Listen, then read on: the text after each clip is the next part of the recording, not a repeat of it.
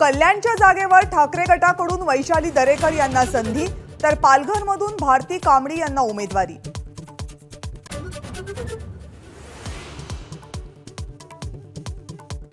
हातकणंगलेमधून राजू शेट्टींच्या विरोधात महाविकास आघाडीचा उमेदवार जाहीर, ठाकरे गटाकडून सत्यजित पाटील यांना संधी।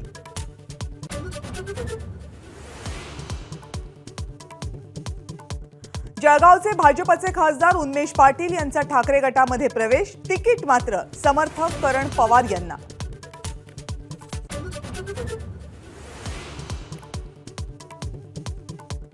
महाविकास आघाडीमध्ये सांगलीच्या जागेचा तिढा कायम, सांगलीची जागा आमचीच, उद्धव ठाकरेंचा काँग्रेसला दम।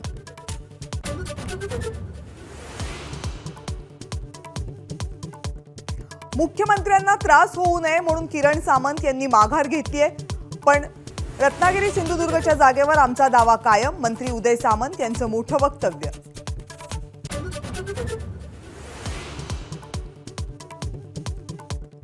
रत्नागिरी सिंधुदुर्ग मतदारसंघाबाबत महायुतीची थोड्याच वेळात कुडाळमध्ये महत्त्वाची बैठक, नारायण राणे, उदय सामंत, किरण सामंत, रवींद्र चव्हाण बैठकीला उपस्थित राहणार।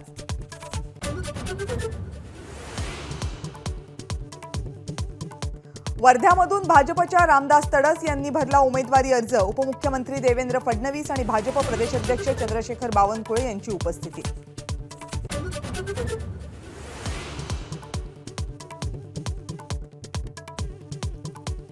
भाजपमध्ये जाण्याबाबत तुर्तास तरी कोणतीही हालचाल नाही, एकनाथ खडसे यांचं स्पष्टीकरण।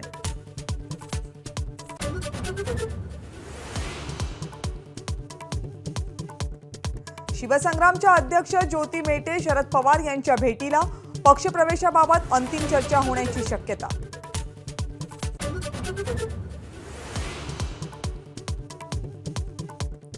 अजित पवार गटाच्या विरोधात शरद पवार यांचा पक्ष पुन्हा सुप्रीम कोर्टात, घड्याळ चिन्हाचा वापर न्यायप्रविष्ट असल्याचा उल्लेख अजित पवार गट करत नसल्याचा आरोप।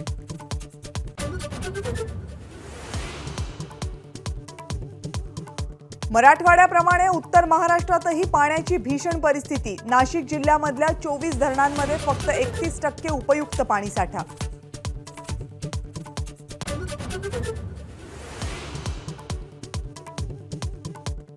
दापोलीतल्या साई रिसॉर्टच्या पाडकामाला सुरुवात, सदानंद कदम यांनी स्वतःच पाडकाम करण्याची कोर्टाला दिली होती ग्वाही।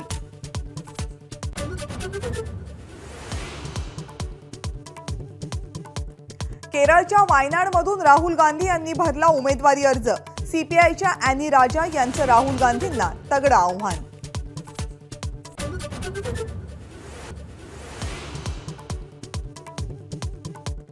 सोन्याच्या दरानं गाठला नवा उच्चांक, मुंबईमध्ये सोन्याचा दर 71,600 रुपये प्रति तोळा। एबीपी माझा, उघडा डोळे बघा नीट।